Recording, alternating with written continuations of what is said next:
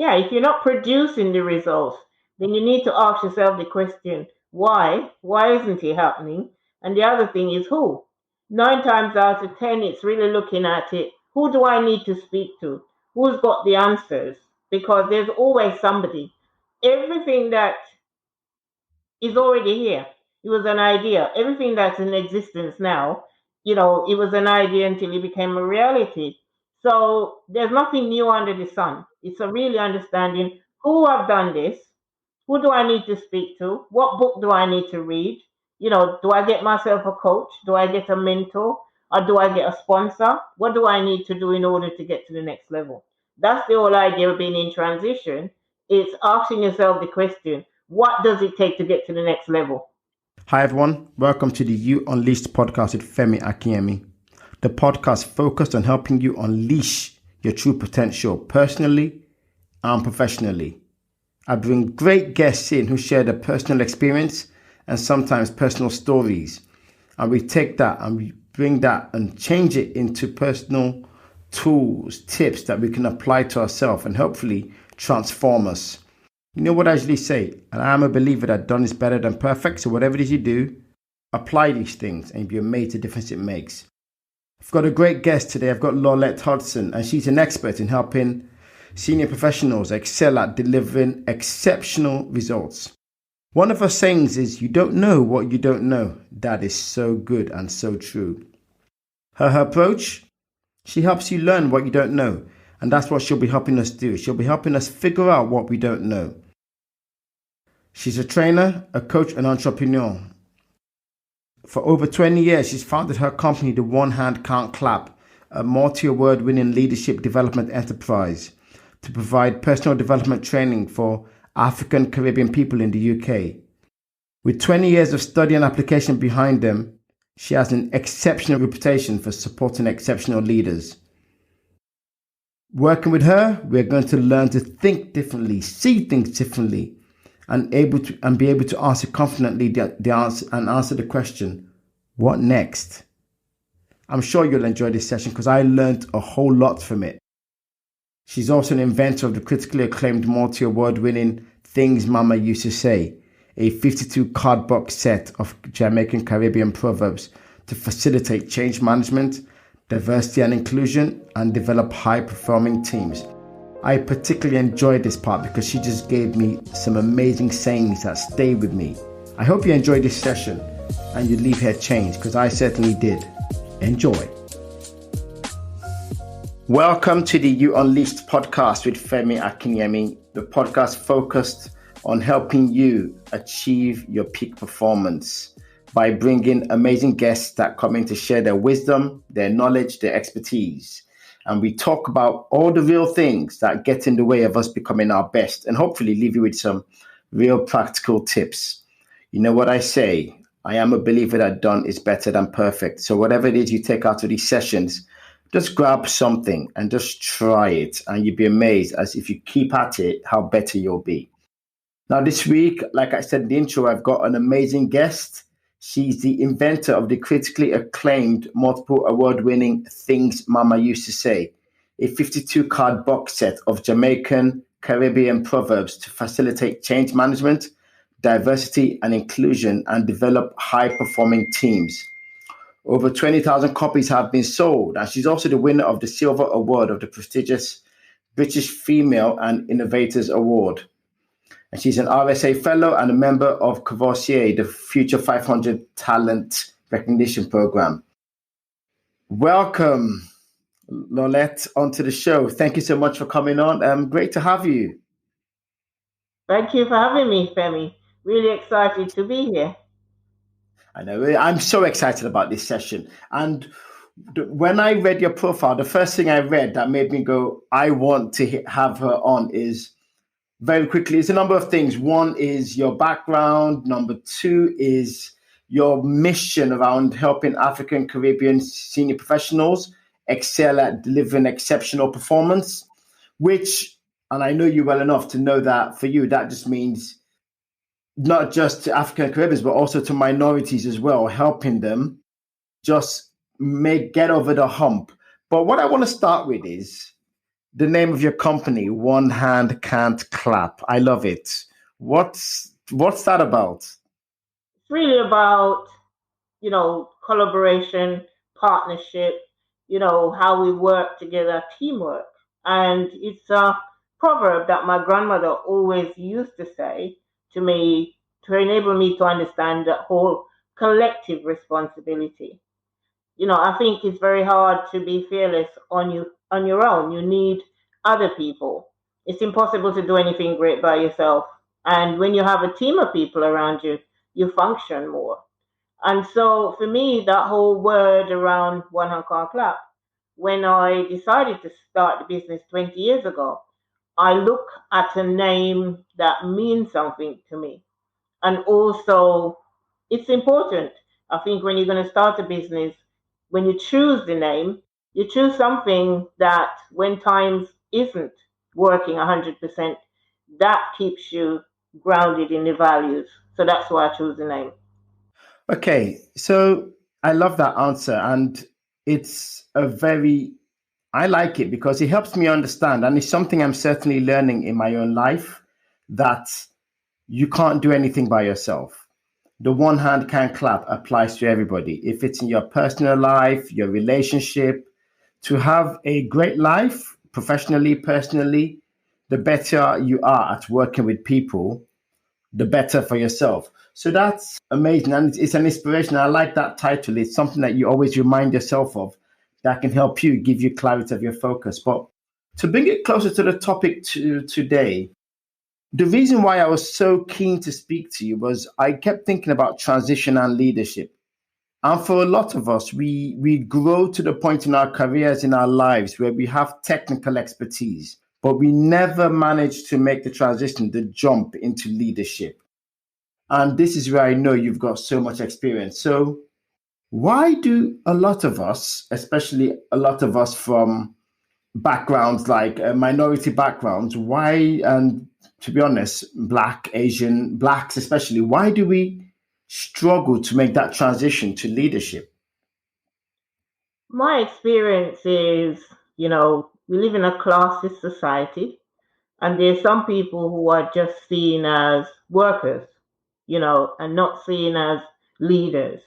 So, for example, depending on the education that you've had, if you've been to Oxford and Cambridge or prep school, you've already been socialized and conditioned that when you accomplish your studies, you're going to go into the city and you're going to lead organization. You're going to be very visionary in that sense.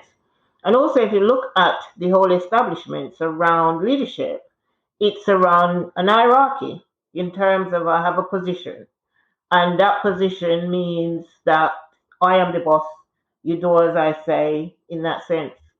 The way how leadership is defined, it's about influence. And John Maxwell, one of the greatest leadership guru, he talks about everything rises and falls and leadership. And based on my own experience, I was never told I was a leader. No one ever had that conversation around me, I said about being a leader. And I think it depends on your background. I mean, even schools, the education system, it doesn't talk about leadership, especially when it comes to certain people from certain background. The whole idea is that you would get a good job and then you go to work and that's your pathway in terms of your career. But no one ever had the conversation around, you're going to be a leader, you're going to run organizations, and you're going to make a difference. So that whole idea around you're going to be a worker, you're just going to get a job and put your head down, and this is your career path. That's a great, and that has so a lot of it is conditioning. We're not conditioned through the educational system for a lot of people to see themselves as leaders. And if I might add to that, it's role models as well, and it's a self-perpetuating cycle. It's a vicious cycle because no leaders are developed in the past. The people coming before after have no leaders to aspire to, and if they have no leaders to aspire to, they think that's the best they can be, and on and on and on it goes. And I do believe, that whole thing around you can't do what you can't see. So if you don't have anyone around you talking about leadership, then obviously you're not going to buy into that. I mean, not until when I'd gone to university, graduated, and was looking for a job, and I had a mentor, that's when I really start to see leadership and understand what it is. And I think it's important that each one of us see ourselves as leaders because we all are. And when you really think about it, leadership is nothing more than being able to get things done and through other people, influence other people to support you. That's what leadership's all about. So you have an idea and you have a team of people around you because not everybody is good at marketing, not everybody is good at product sourcing. So everybody have a skill. And so what you do in your leadership role is really look at who are the people around you that can add value to you that takes you to the next level. Fantastic. I love that. And that's so true because if you don't see something, you can't imagine it or you won't think it's possible. And that creates the limiting beliefs that perpetuate the system. So for a lot of people, it's no one from my family has ever done this. I've never seen any black man or woman go on to space. So I don't think going to space is possible. And then we limit ourselves to the small things. And this is where we have a job individually and collectively to break it. So how do you help people break out of that cycle? How do you help people see beyond their nose to become greater than what they aspire to be? I have a saying that learn what you never knew. So basically, what I mean by that is, you have to look beyond what you know. So you might think to yourself, okay, what is it I don't know? So you're going for a job interview. It's what is it about the job that I don't know? Because sometimes what we know is not necessarily it. We have to go beyond that. That's why it's so important to do your research, associate with other people. Sometimes come out to your own circle of friends and go and speak to somebody who don't even look like you, don't even have the experience like yourself. Because that's why diversity and inclusion is so important to understand about having a sense of belonging and also the different perspective because how you might see something is not how somebody else might necessarily see it. So, for example, you might be somebody who are not familiar with finance because there's no one around you that talks about finance. So, the thing would be to go and speak to somebody, make life easier because that person would say, well, have you considered this? That's what a coach does. It gets you to look beyond what you know because quite often we think we know this is how it is. But when you really explore beyond that, there's so much more. There's so much information out there when you look at leadership, there's so much books written on leadership, but you got to find what's important to you in the context of that, and speak to other people. What does it take? The question I always start ask is, so what is it going to take in order to make that happen? That's so true. It's you're asking us to self-reflect. We Mm, have to self-reflect and ask ourselves to get to that place you want to go, or what if I look at myself today and I do my podcasting as an example, I can ask myself, what does the best podcast in the world look like that I don't know? And then go out and find it and then find a way to become that podcast. And if that's someone right. else, like you said, the finance, if someone came to you in any field, that would be your first question is, what does the best at what you do look like? Yeah, and if you want to be exceptional, because being an exceptional leader is that you have a mission. You're on purpose. You're really going to be making a difference. If you look at all the great leaders in the world and they're totally exceptional, they're on a mission, whether it's Mandela or it's Obama or whoever it may be. They have a mission. They're on a mission to do something and understanding that. So that's what makes them exceptional. And they are great readers, they are researchers, they're explorers. And one of the great things that they have is curiosity. You've got to be curious as a leader, you've got to be curious. curious about the environment, curious about people, curious about situation, because that's what makes a difference. Oh yes, you have to. So it's almost like for everything you see, you want to know more. You want to every challenge you come up again, you're almost asking yourself, is there another way? What is the other way to do this? How can we get better? You're always asking questions that will make you realize you have to go one step further. Yeah, if you're not producing the results, then you need to ask yourself the question, why? Why isn't it happening? And the other thing is who? 9 times out of 10, it's really looking at it. Who do I need to speak to? Who's got the answers? Because there's always somebody. Everything that is already here. It was an idea. Everything that's in existence now, it was an idea until it became a reality. So there's nothing new under the sun. It's a really understanding who have done this, who do I need to speak to, what book do I need to read, do I get myself a coach, do I get a mentor, or do I get a sponsor? What do I need to do in order to get to the next level? That's the whole idea of being in transition. It's asking yourself the question, what does it take to get to the next level? Wow. I like that because it means, and that means in a way, and correct me if I'm wrong, we're almost always in transition because we are always trying to get better. Is that what, in a way, you're trying to say, or have I got this wrong? That no matter where you are, you're always in transition to try and get better. Always in transition. Because if you look at it, when you are 12, you're aspiring to be 16. You got to 16, you're aspiring to be 18. And it goes on and on and on. And then you just realize to yourself, oh, yeah, I want to get better. And it's the same like you're in a job, you ask yourself the question, what does it take in order to? That's why people go and do new courses, they learn something new because if you're not learning, then you're just stagnant. So you got to actually yes. So there's 5 levels of leadership. So you've got the positional, you got the one where people want to follow you, you got the one where they want to reproduce what you do, you got the one where you're developing people, and then you got the nether level when you're at the pinnacle of it all. No, that's true. That's true. So the first thing you almost have to do is realize where you are in your journey.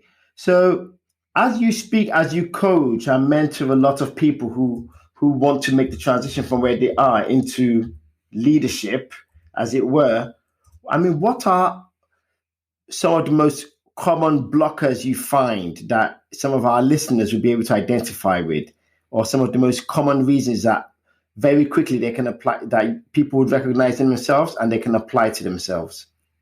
The really, really, really key point is recognizing that where you are is not where you want to be, first and foremost. So you got to have an awareness. And then you ask yourself the question, what do I need to do next? Who do I need to speak to? Because, as I said, you can have a position, but are you really developing other people? So you might be somebody who you're in this position, but you're not building anyone around you. So basically, you're totally stuck. And it's that next level. Are you reproducing other people? Because I believe that if somebody can do 80% of your job, then that's it. You develop them because obviously they've got curiosity around it and being able to delegate and enable the other person to really flourish. And delegation is not about giving somebody something to do that you don't want to do. What you're actually doing, you're delegating to someone to enable them to grow in their strength and being able to recognize that, yes, I'm able to do this. And a great leader, you're not there to do the work.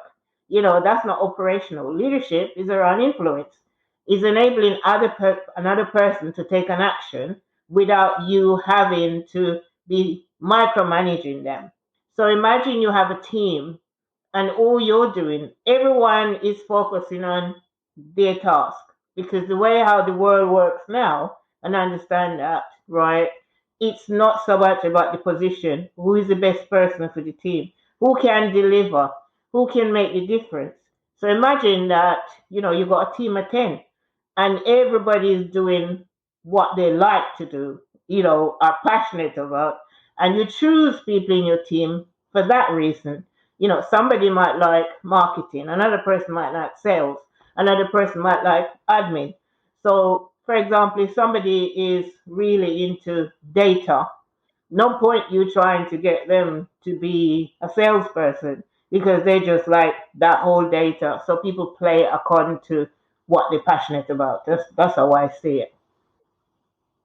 That's a great point. So then the question is and I have a lot of people that are asking, okay, so I'm in transition, I'm stuck now. What are some steps I can take straight away to very quickly because for some people, they need a coach. But for some people, they may not be able to access a coach immediately, but they want some things they can do very quickly. What can they do to get themselves out? Because a lot of us are stuck. We're stuck with these limiting beliefs that I want to get better, but I can't see a way out. This is all I know. What can we do that we could take a pen and pad and start to do that will start to unlock our minds and very quickly get us to start to open up our eyes to the possibilities before we get into practical steps they can take? Right. So when somebody come to me, they reach at that stage, they're complaining. They're complaining about something, right? There's always a complaint, whether I don't get on with my boss, or I don't like the job, or there's always some level of complaint. And I always say, if there's a complaint, you only complain because there's something you can do about it, but you choose not to do anything about it because it's easier to complain. So I'll ask them, the question is, what do you want more of? Or what do you want less of? So what I mean by that is, okay, what do you want more of? Is it more time, more money, more energy? What is it that you want? And understand that. Because everything starts from a desire. Really understand that there is a desire. What is it that you really and truly want in that sense? And when you get really clear, this is what would make the difference for me. That's when people start to shift and recognizing, yes, I really want more of this. It could be more time off from work. It could be want to travel. It could be my energy is depleted because I'm doing all these long hours. I want less time. There's always something. What do you want more of? And what do you want less of? So my thing will be to anyone listening, you're in that stage of you're in a job and you're not happy there. And it could be any situation. Transition could be a relationship, it could be a job, it could be anything. It could be you want to leave employment to self-employment and all of that. So the question to really ask yourself is, what do I want more of? Or what do I want less of? Fabulous. So that's the starting point. You have to look within yourself to say there is something you're unhappy about. What do you want more of? What do you want less of? And start to write that down, because that creates the desire. That articulates that desire that is within you, that is getting in the way of you feeling fulfilled. And that now helps you understand the thing we're going to chase after, that we're trying to solve, isn't it? Yes, definitely. And there's three aspects to look at as well. And as you always say, get your pen and paper out. It's what is the problem? What is the problem you're facing? And really and truly look at it. What exactly is it? And then what's the solution? And how am I going to transform that? So it could be I'm not performing 100%. So the problem is it have an impact on my team. It has an impact on the bottom line. It has an impact on my sleeping. All of that, right? So how I'm going to transform that? I'm going to put a structure in place to enable me to know this. So it could be Yeah. planning or preparation. And how you're going to transform is that. So if I was to transform it, it means I'll be working less hours. I would be able to have more energy. I would be able to be more effective as a leader in that sense. I love that. I love that. And then once you have that, then you can start to build your action plan. So I want to take a step back for a second to talk about your book, the things Mama used to say, which is a 52 box set of Jamaican Caribbean proverbs to facilitate change management. And I think it's just wisdom, wise sayings that help us think and see things differently. It's like the one hand can't clap.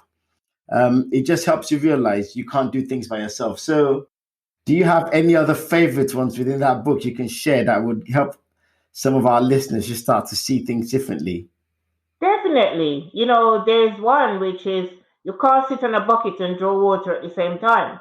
So if you look at it in terms of the imagination, and I use the example of, say, for example, the remote control and the television, right? I know back in the days when we were younger, I used to be the remote control for my mom. If she wanted television turned over, she would call me to come and switch the television. So what I'm saying is, everything is that remote in understanding that. So whatever you want, you have to get up. Everything is action, basically. Without an action, nothing happens until you take an action. And the great thing about these proverbs is that you don't remember them until you need a situation. A situation arises, and you automatically think, oh, yes, a proverb showed up. And for me, I was working with a group of young boys in schools, and I wanted them to look at their culture, their heritage, and understanding communication as well. So, this is one of the reasons why I created them, because they are really, really powerful leadership tools. Every proverb is an instruction. It gives you an instruction and then you action it. So, for example, when my mother or my grandmother drop a proverb on me, right, it's got me thinking. And one of the hardest job on the planet is to be able to think.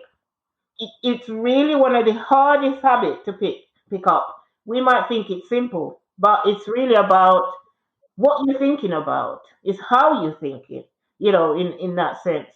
And even when someone speak as a leader, that's where your power lies.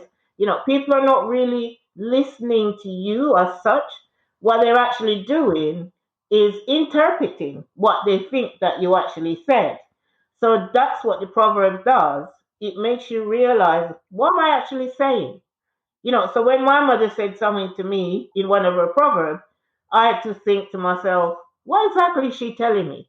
So it got you thinking around what's being said, and then also become very conscious as a leader. What is it you actually saying as well? Because how are people really listening to you?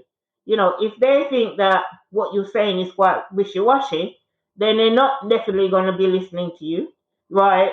But if you sound very powerful, then of course they want to be around you. Everybody wants to be around somebody who's quite powerful. No, that's very true. And it's a very powerful, I find, a very powerful communication tool because you can say so much with so few words. Because, like you've said, it gets them thinking. And one of the hardest things is to think critically. Thinking critically is really difficult. I believe it's Earl Nightingale, and he was saying a lot of people think they think. The world is made up of some people who think they think, some people who are not thinking at all, and the people who think. And the people who are actually thinking are really a small percentage. A lot of people think they're thinking, but thinking is very hard work. To really think things through is really hard work. And Proverbs bridges that gap. It just makes things simple in your mind. And you start to put things into perspective and say, okay, one hand can't clap. And it's an anchor. You remember that thing and it guides your life very quickly. I love that. Do you have any other one you want to bless us with as well? Yes, when beggar beg from beggar, he never get rich. So you always got to remember, who are you surrounding yourself with? My mother used to say to me when she's not happy with my friends, she would say, when beggar beg from beggar, he never get rich.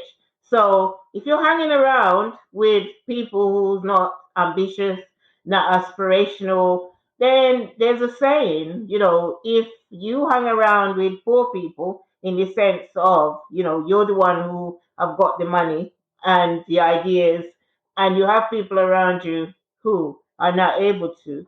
If there's nine people I think it's Jim Rohn that says it, if there's nine people in the room who's poor, basically, and poor not You're the 10th necessarily one.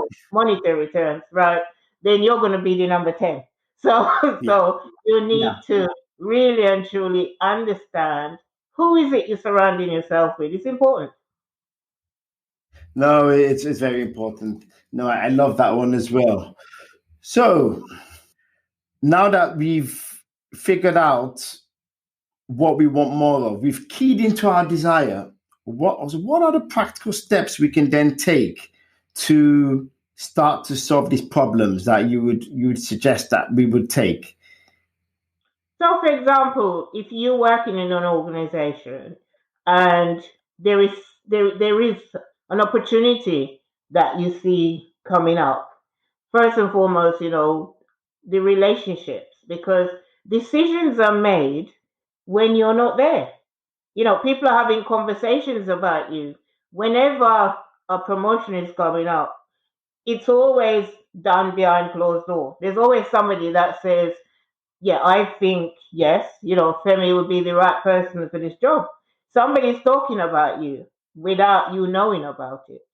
So always look, who are the decision makers, in terms of who. Because sometimes, you might think, yeah, I'm really working hard and putting my head down and everything else. But who is really instrumental talking about you? You need to find out who's having conversation about you, first and foremost. That's a great point. You need to understand the power structure within an organization and also understand the people who have influence. And I think that happens to a lot of us, especially for those of us who don't understand how leadership works, or a lot of us who are minorities and that sort of thing. Sometimes we fall into this trap, and it's easy to fall into that. If I'm just good at my job, I will get recognized for it, which is a noble thought. But in reality, there's the work you do, and there's relationships, the influence, the people who have a connection with you. Because if you just do your work, there is no connection with people. So you have to build a connection. And those people, when it's time to make decisions, they say, Femi's been working hard and he's definitely interested in this. I want to put his name forward. And if you're not in discussions, if you're not engaging with people, we fall into that trap of thinking my work is all I need to do. And in an ideal world, maybe that would be true, but And people trust people. And you're right, because when I was working in corporate and even when my own business, it's always somebody that would call me and said, "We're coming up to the end of the financial year and we've got some underspending our budget. So would you come and run a workshop?" Now I wouldn't have access to that. And I might be putting a proposal in, but unless somebody is there to say, yes, yes, I know of her. And that's how I got most of my work through recommendation. It's somebody that knows me, know my work over the years. I mean, it's no point sitting there waiting and thinking, oh, well, this is it. I'm putting my head down. I'm really working hard and everything else. Working hard never got you anywhere, even though we've been told that we need to work hard. Well, you need to work strategically, right? And smart in that sense. Find out, in terms of every quarter, how did the company do? What's the turnover? What's the revenue? And how did you contribute to make that happen? And understand that. What many of us tend to do is we put our head down and we don't know how we contribute to anything in that sense. So when we have our appraisal and conversations, we can't sell ourselves. When you would say, well, I am the person who, do you know what? I made a huge difference in terms of the revenue that we generated. So last quarter, we generate this. And this quarter, this is what I've done in order to make that happen. We don't talk in that context, if that makes sense, in the metrics. No, that makes absolute sense. So it's a number of things. We don't. It's almost. I don't want to say it's selfish, but you're seeing yourself in isolation. You're not seeing yourself as part of the matrix, as part of the big organization. You're so focused on yourself, you don't see yourself for the value you bring and the role you play in the bigger picture. So we're so self-involved, we don't see the big picture. and the value we add.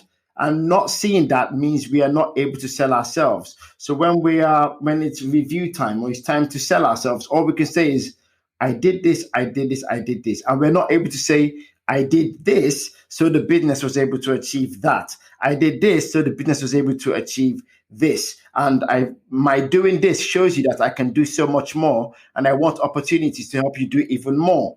We don't do that. All we talk about is, oh, I did this, I did this, I did this. And then we get upset when someone who doesn't do as much as we do, but is very good at doing the other stuff, gets the job. And then we complain and say, it's nepotism, it's man no man, it's relationship, it's all of this one.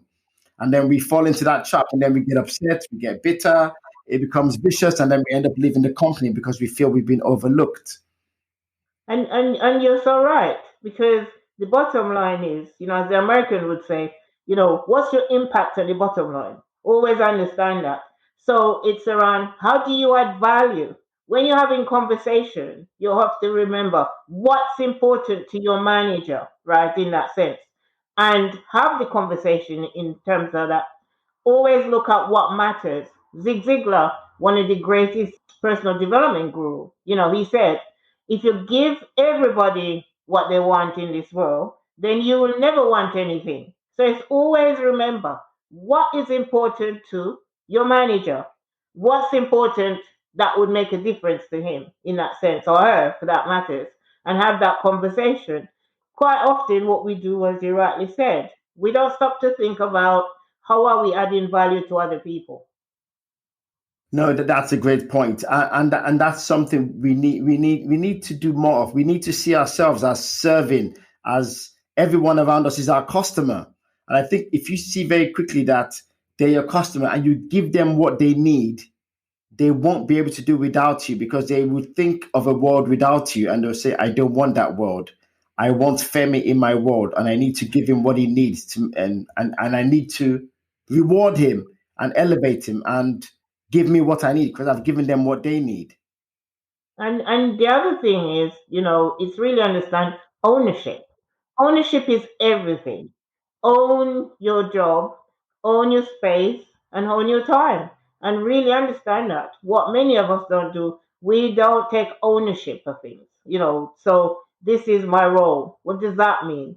You understand the whole process around the contribution and how you add in value, and take ownership of that.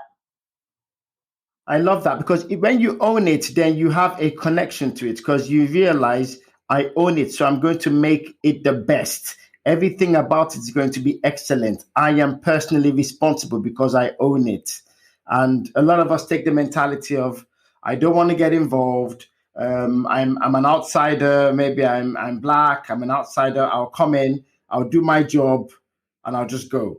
And it's not even about race now. It's everybody. A lot of people just think 9 to 5, I come in, I'll do my job, then I'll go home.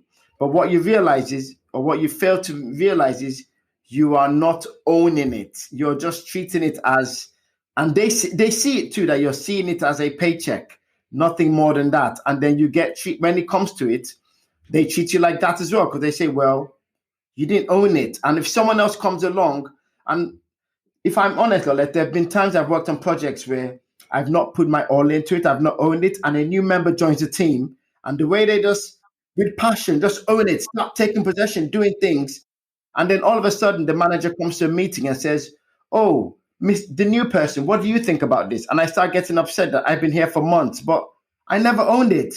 Someone else came in, owned it, and that's why people are gravitating towards them. There's more energy to them because they came in and they owned it. So what you're selling to us is, own your life, own your job, own your career, anything you're doing, own it. Because if you don't own it, someone else is going to do it for you. And you're right, because everything is about value, isn't it? It's about value. If you don't value you, if you don't value your skills, if you don't value your talents, and understand that. And you asked a question previously, what are some of the things that stops people? And that's it. Don't believe in their ability and their capability, and that whole thing around imposter syndrome. I suffer from that because I remember when I won British Female Inventor for innovative capacity building. And, the next morning I'm waking up and I'm saying to myself, oh my goodness, any minute now I'm going to get a phone call to say they've given it to the wrong person. And then I just said to myself, well, it is what it is. It never goes away. But just being able to recognize, own it in that sense. It would never happen if it wasn't for me. So that's where I step in. Yes, who am I to be doing this?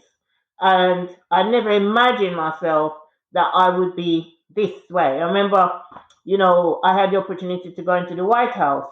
And, when I was standing in there, Obama was there at the time. I didn't get to meet him, but just being in the White House, to me, that was a major, major accomplishment.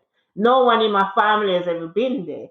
And, I stood there and I think to myself, I'm really pinching myself that the reality of I was a single mother at 17, but I knew I wasn't going to be a stats. I wasn't going to be one of the data, in that sense, aspirational and make sure that, today I can say I've been in business for 20 years and some of the places I've gone and some of the stuff that I've done is just seem incredible. So, it doesn't mean that I'm not fearful. It doesn't mean that, I'm sitting there sometimes, I'm in the same room, like when I went to Helsinki, Obama was a guest speaker and I'm in the same room as him and I'm thinking, I got the opportunity as well to be in the same room as Oprah, and I'm sitting there thinking to myself, how did I actually got here? But you have to keep on pushing. You have to keep on pushing. If you want to get to the next level, you've got to look at a structure. You've got to look at what is it going to take. Because, when people see you in certain circles, that's how you get promoted. Yes. Oh yes, you've said so much here, and I think I don't even need to say much to add to it. But one of the things I want to pick up on is the imposter syndrome, and I know it as a young man who has been in meetings with people who are much senior, and sometimes I've been in meetings where I'm the only young black man in the room, and it's so easy to get flooded with imposter syndrome. And for those who don't know, imposter syndrome, everyone is with that feeling where you think you're not worthy, you don't deserve what you have, where something that is rightfully yours, you think I'm a fake. And like Lorlett said, any moment now, someone's going to ring me up and say, you don't deserve this, is a mistake. And that was the feeling I had sometimes when I'll be in meeting rooms with CEOs and all of these people. And as a young black man, there was no role model, there was no one like me in the room. And I would look there and say, do I deserve to be here? And you start to hear voices in real time, not later in the room. You hear real voices in your mind say, don't say anything, Femi. You know you don't deserve to be here. You're here. They're just doing you a favor.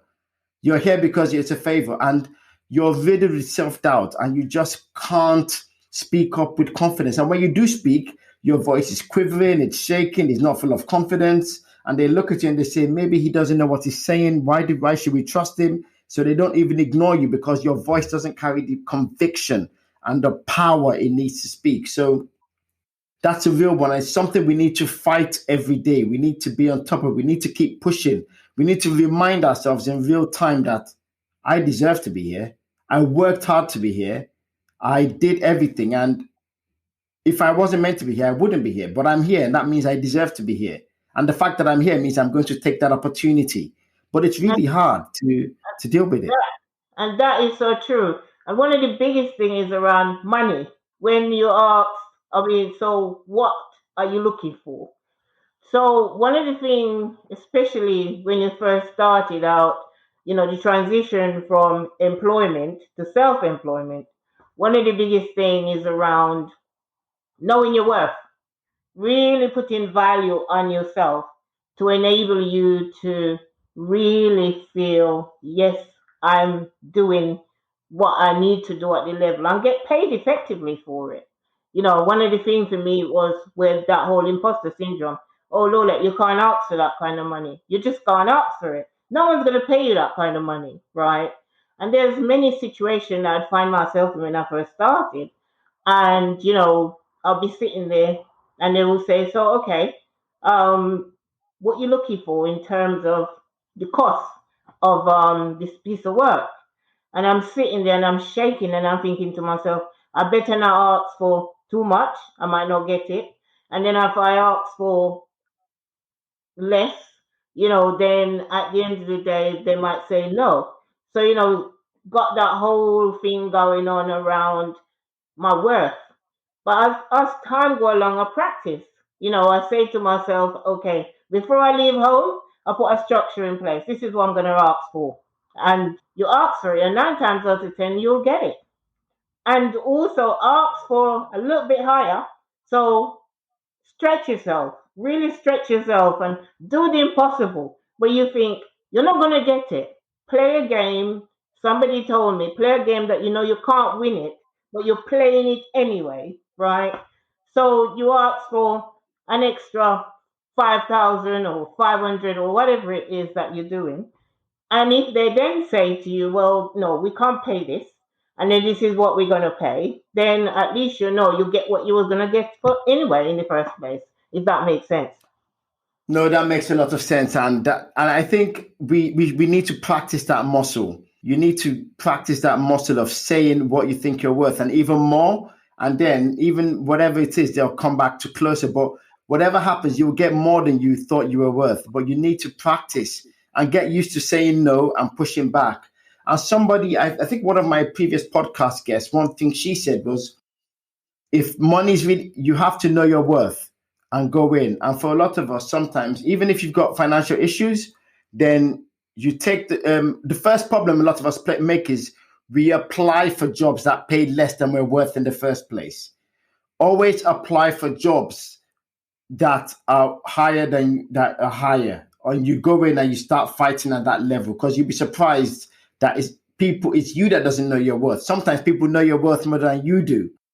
And then the other thing was, and even if you have to take something that's less than you, make sure the value of the work you give them is more than the money that they're giving. Because at some point, your true value will catch up with the work you put in. But even if you're getting paid less, don't go in and for that reason, downgrade the quality of your work.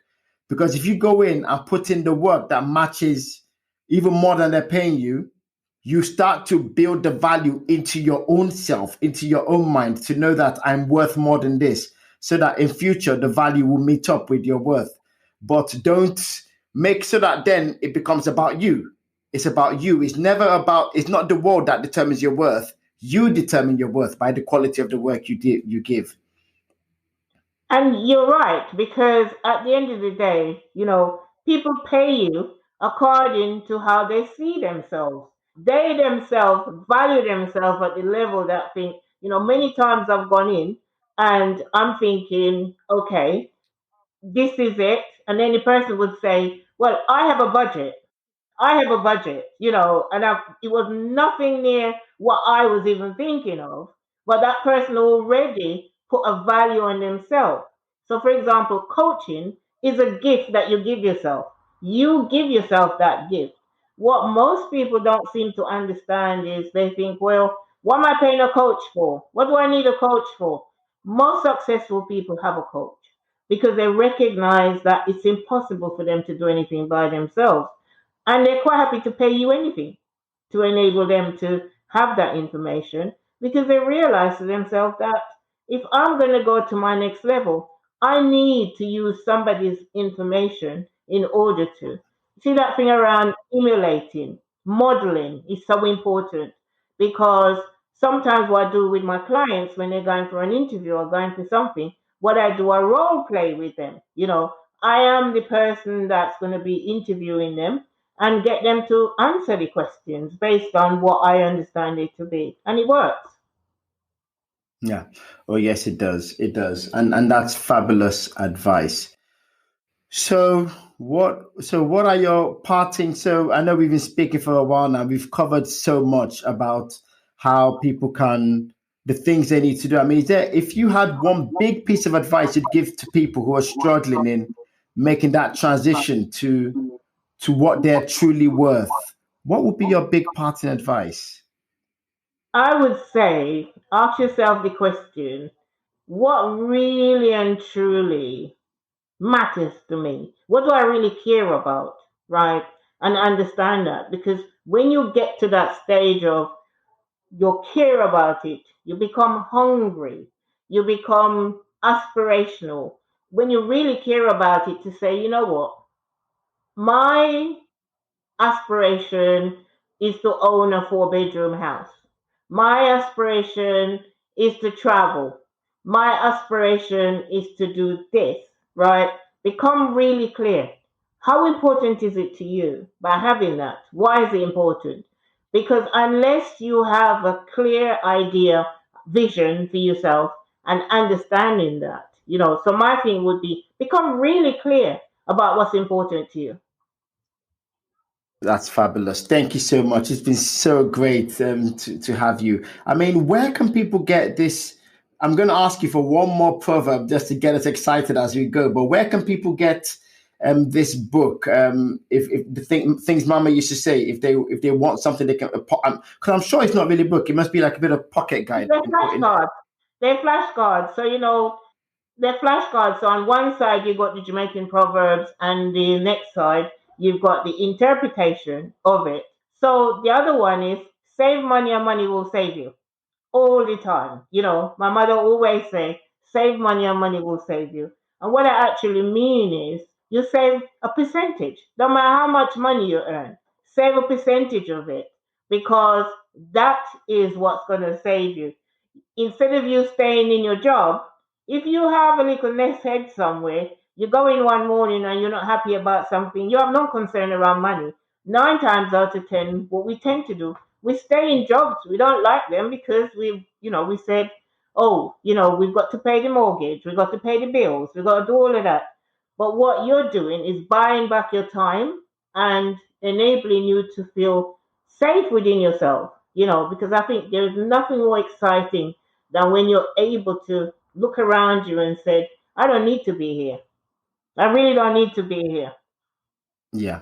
Or that and I think that's I was listening to Brendan Bouchard, a motivational speaker recently, and that's one of the things he was saying. Is for most of us, at the core of every man, what we're man and generic man and woman, what we're all searching for is freedom. Freedom is what we're all searching for. Freedom to be our best selves, to just to be and chase our passions and our goals. And for a lot of us, we're stuck in jobs, or we're stuck because we don't feel free. And there's not, like you said, one of those is that financial is one of the big reasons why we can't do the thing. So you're right. If you save money, money will save you. So where can we get the book? From my website, which is www.onehandcanclap.co.uk, and you can also get it from Amazon as well. Okay. www.onehandcanclap.co.uk and get it from Amazon. And it's The Things Mama Used to Say by Lorlett Hudson. And if anyone wants to link with me, they can link with me on LinkedIn, or send me an email from my website. Yeah, and I'll also put her address, her email address, and the details in the show notes. Feel free to reach out, and you too can have that amazing thing that a coach gives you that opens your mind and helps you take it to the next level. But also, she'll challenge you, and if anything, you'll also get some more amazing proverbs. She's told me a few offline as well.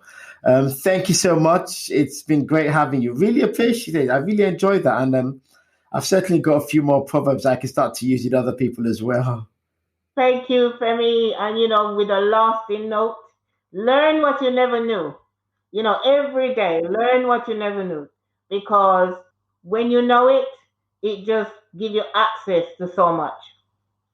Keep on learning and keep on growing. Well, you've heard it, everyone. Learn what you never knew. Keep on learning, keep on growing. It's about having a mindset, really. And we are all in transition. And that just means we're not at our end points. As long as you're breathing, as long as you're alive, you owe it to yourself to continue to grow, to see yourself for what you are, to harness your true value and become the best you can be. Learn what you never knew. Always learn. Have a growth mindset and look for others who have gone beyond where you have, and use that as a roadmap to help you have an idea of how you can get to where you need to go. And always question yourself and ask yourself, what do I really want? And if you follow that light and that star, you'll be amazed where you end up. Listen, I hope this has been an amazing session. I've certainly learned from it and I've grown a bit myself. So take it, apply it, and grow. Grow, my friend. Get unleashed and stay unleashed.